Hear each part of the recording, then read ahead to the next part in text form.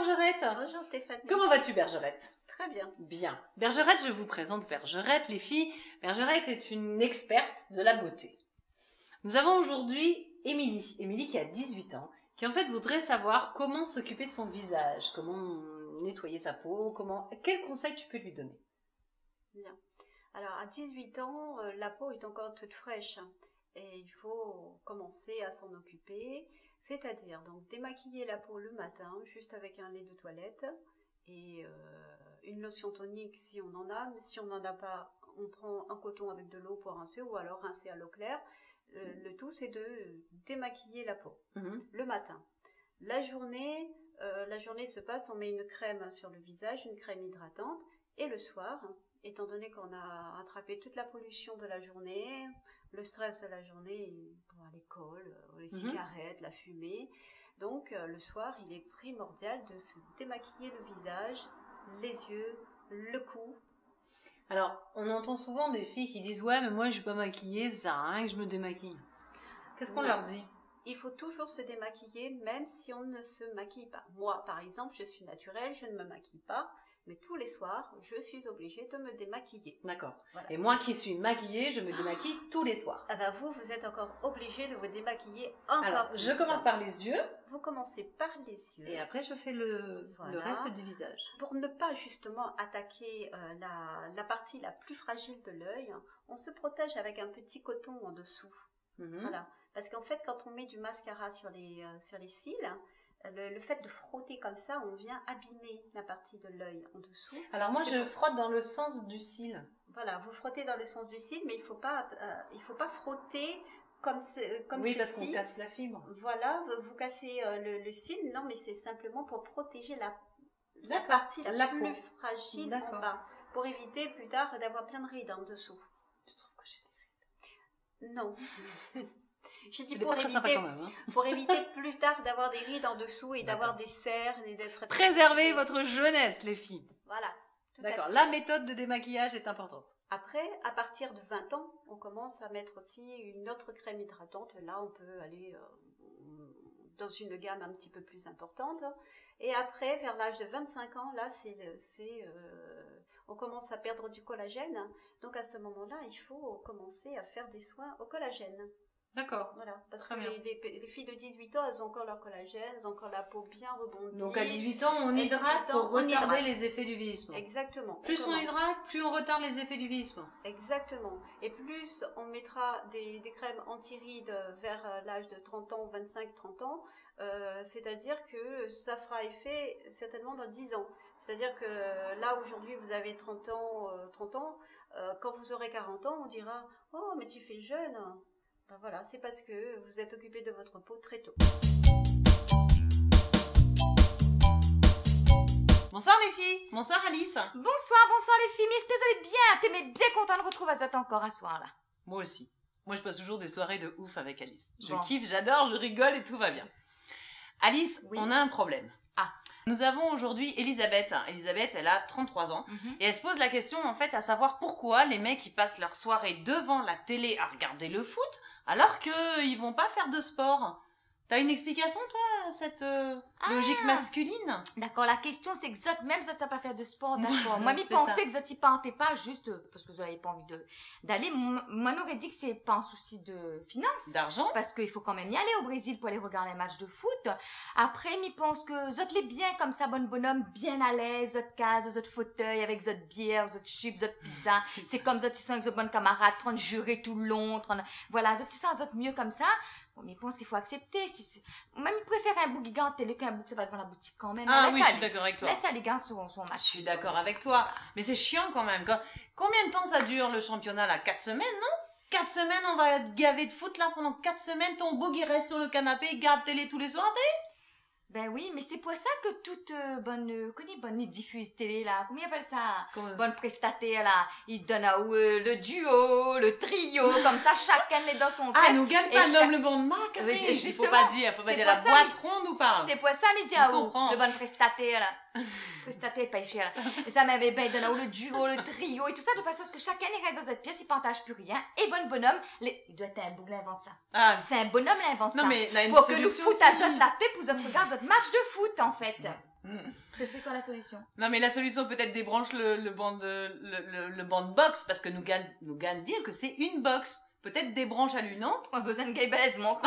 Ah, moi, mais débranche pas la boxe quand on a match football, moi. Non. Pourquoi? Mais là, ça, je alors, vais vous pouvez regarder. avoir une bougresse 3 mois, 4 semaines, Catherine. 4 semaines sur le canapé, devant la télé, partage pas rien, plutôt que de débranche le box. Et si ça t'es plus maline? Si ça t'es bien devant? Ah, en string et tout.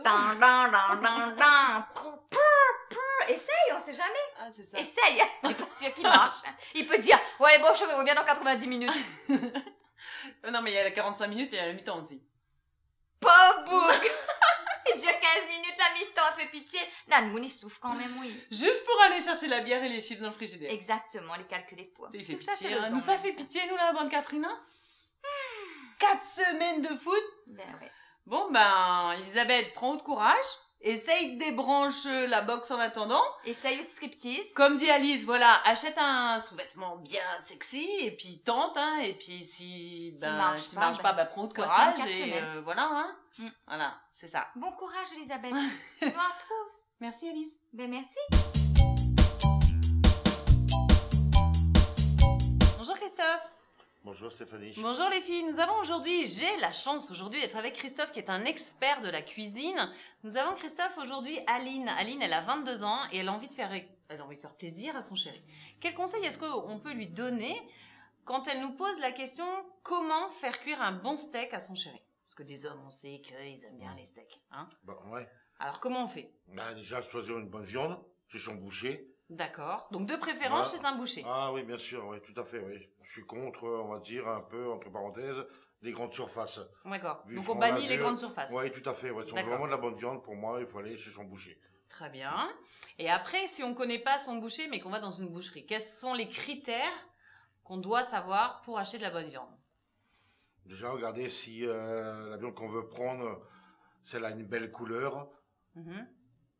Si elle est, si elle est bien persillée, tout dépend si on prend une entrecôte. Donc, quand on dit persillée, c'est un peu avoir un petit peu de graisse à l'intérieur. Très bien.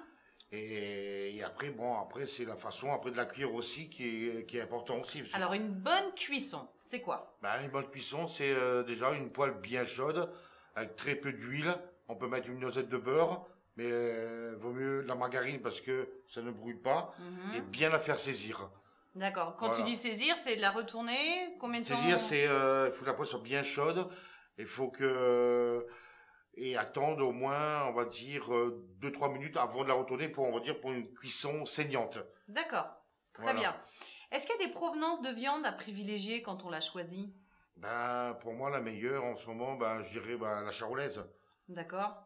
Voilà, ça c'est une parce bonne qu'elle viande. Est plus tendre, elle est plus goûteuse aussi. Christophe, cette légende urbaine qui dit qu'on ne met pas le sel et le poivre sur la viande crue. Qu'est-ce que tu en penses et en tant qu'expert, qu'est-ce que tu nous conseilles? Moi je la sale avant et je la poivre avant. Et certaines personnes le font après, mais tout ça, comme on dit, non, c'est une légende urbaine. Ça restera une légende urbaine. Ouais, tout à fait. D'accord. Ouais. Est-ce que tu peux nous expliquer la différence entre, viande bleue, viande bien cuite? Moi, je suis toujours perdue quand je vais au resto. Ça veut dire quoi tout ça? La bleue, c'est la première cuisson, donc toujours bien faire saisir sa viande, donc c'est-à-dire bleu, c'est aller-retour. D'accord. Saignant, on la laisse un peu plus longtemps, à point pareil, et bien cuit aussi pareil. Mais bon, si vous voulez faire des viandes à point ou bien cuit, le mieux c'est bien la faire revenir et la finir au four. Comme ça, votre viande restera moelleuse, mais pas trop sec. Donc pendant qu'on la cuit à la poêle, on allume le four. Tout à fait. Comme ça, elle est grillée. Un four entre 180 et 200. Et comme ça, on est tranquille, on la met au four et puis ça va cuire tranquillement. En fait, on la grille de chaque côté et ensuite on finit la cuisson intérieure dans le four. Voilà, si on veut manger à point ou cuit ou bien cuit. Bonjour Juliette. Bonjour Stéphanie. Nous avons aujourd'hui Nanou qui a 17 ans, salut Nanou, qui nous envoie la question, est-ce que il faut être plus doré ou plus argenté au niveau des couleurs que l'on porte? En tant qu'experte de la mode, que peux-tu conseiller à Nanou?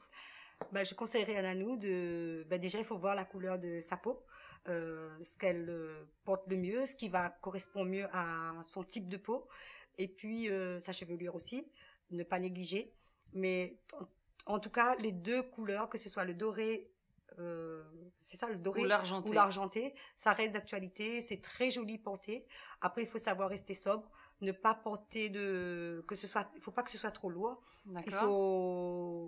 Ou alors accessoiriser. Mais le doré, en tout cas, c'est très tendance, faut pas être trop paillette. Pour la journée, voilà, pas trop bling bling. Pour la journée, on peut se permettre une petite robe dorée toute simple, mais vraiment parce qu'il y a doré et doré. Donc il faut savoir faire la différence. Et parce qu'on peut trouver du doré un peu métallisé. Tout à fait. Et ça fait super parce qu'en beau. plus, pour simplifier la chose, il y a des couleurs, enfin il y a des reflets de doré et des reflets d'argenté. Donc, il faut savoir faire la différence. Et puis après, être un peu plus paillette pour le soir. Ou alors, si le fond, il est neutre et qu'il y ait qu'une petite touche de doré, à ce moment-là, on peut quand même avoir des accessoires dorés. Mais ne pas avoir... L'erreur qu'il ne faut ne pas commettre, c'est que ce soit tout doré. Là, ça va faire trop lourd.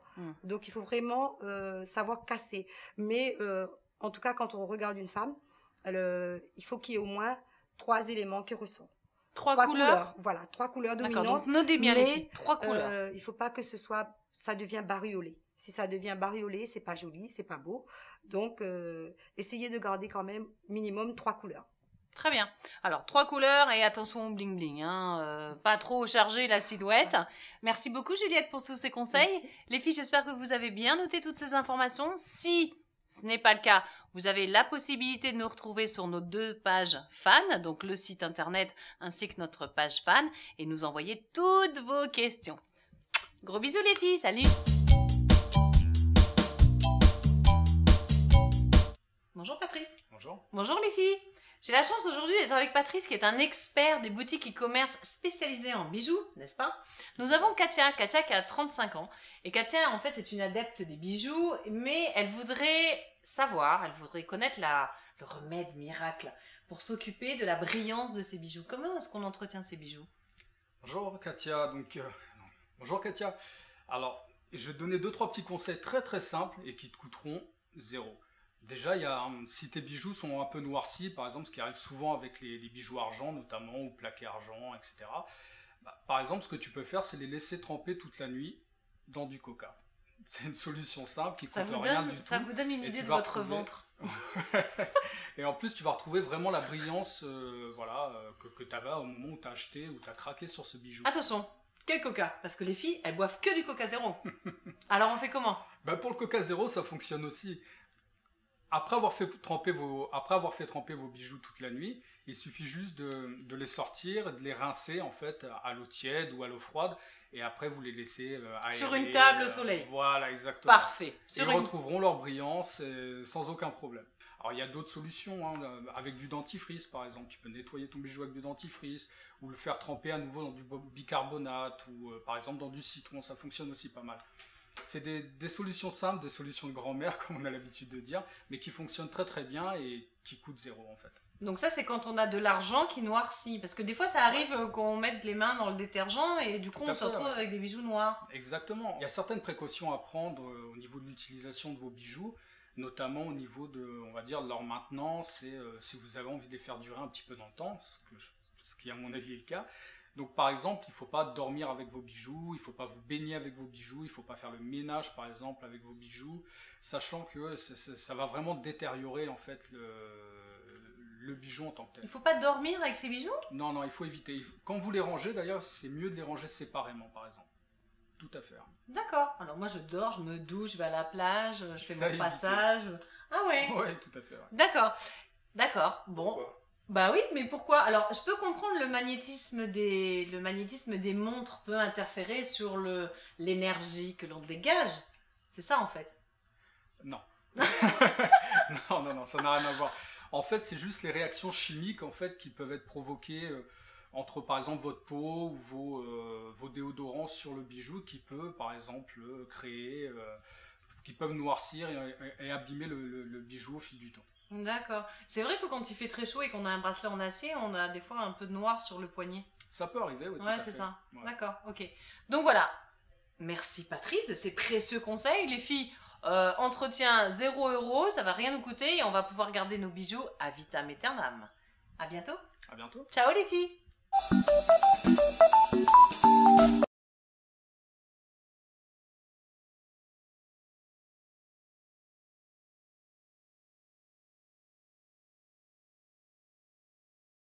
vous.